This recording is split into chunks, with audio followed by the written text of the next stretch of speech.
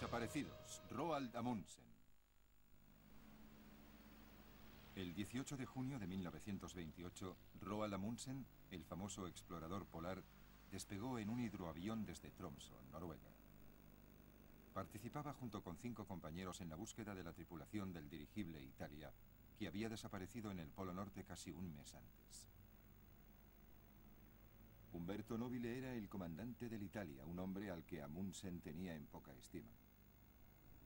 Sin embargo, cuando se enteró de que Nobile se había perdido, Amundsen dejó a un lado sus sentimientos y se ofreció a ayudar.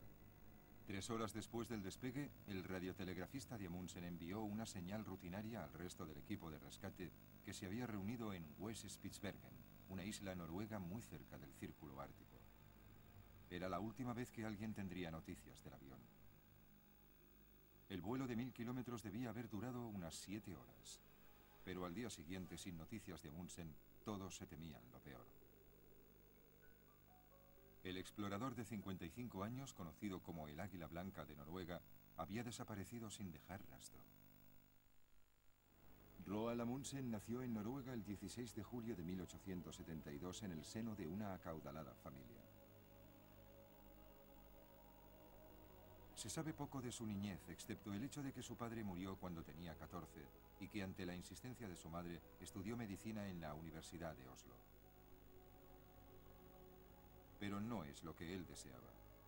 Desde los 15 años, Amundsen se había sentido fascinado por las hazañas de los grandes exploradores polares.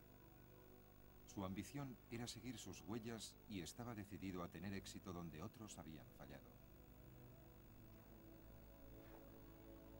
En 1845, uno de sus héroes era el explorador británico Sir John Franklin, que había fallecido mientras intentaba descubrir el pasaje del noroeste, el canal que va del Ártico al Pacífico.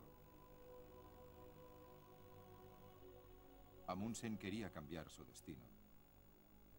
Empezó a practicar unos extenuantes ejercicios en los campos noruegos, subiendo montañas en cuanto tenía oportunidad y aprendiendo a caminar en la nieve y el hielo en condiciones adversas.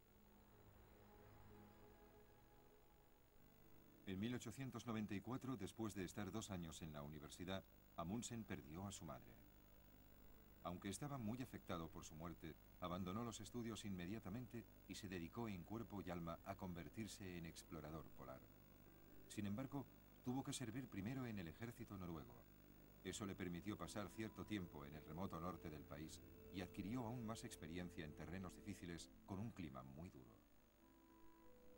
En una ocasión, Amundsen y un compañero se extraviaron en las montañas y estuvieron 4 días sin comida hasta que encontraron una granja aislada.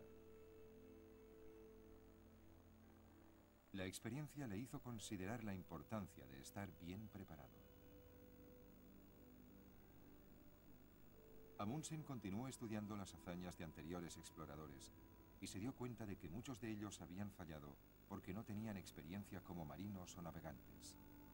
Habían confiado en marineros profesionales.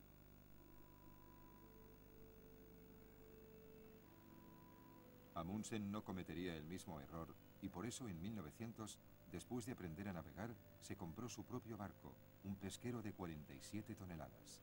Pasó 2 años navegando por el Atlántico Norte entre Noruega y Groenlandia, recogiendo datos oceanográficos. Finalmente, en junio de 1903, Amundsen emprendió la travesía del Paso del Noroeste, la ruta de 11.500 kilómetros que pasa por el sur del Océano Ártico y baja por la costa norte de Alaska hasta el Océano Pacífico. Durante el viaje de 3 años, el equipo de Amundsen encontró los restos de 2 miembros de la desafortunada expedición que Franklin había emprendido casi 60 años antes. Tuvieron que recorrer a pie los últimos 900 kilómetros del Paso del Noroeste y Amundsen llegó finalmente a Eagle City, Alaska, el 5 de diciembre de 1905.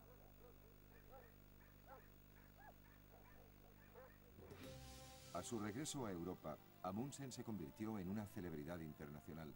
Su fama como conquistador del Paso del Noroeste le ayudó a reunir fondos para su próxima expedición al Polo Norte.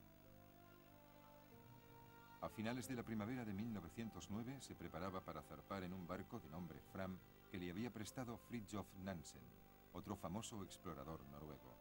Pero Amundsen se enteró de que Robert Peary, oficial de la Marina estadounidense, había llegado el 6 de abril. Amundsen estaba muy desilusionado, pero rápidamente elaboró otro plan. Esta vez lo mantuvo en total secreto. Amundsen sabía que lo que pensaba hacer sorprendería al mundo.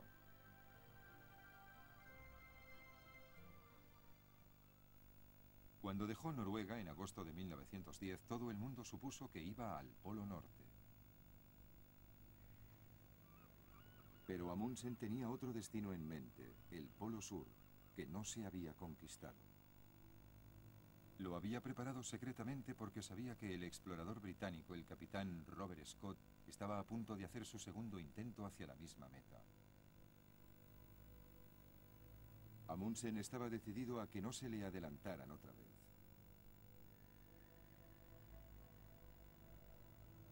Un mes después, cuando el Fram llegó a la isla de Madeira desde la costa de Marruecos, Amundsen le envió un telegrama a Scott, que estaba a punto de zarpar de Nueva Zelanda. Decía: le informo de que le precedo en la ruta al Antártico. Amundsen. Amundsen estaba tan obsesionado por vencer a Scott que tampoco había informado a su tripulación. Estaban realmente sorprendidos.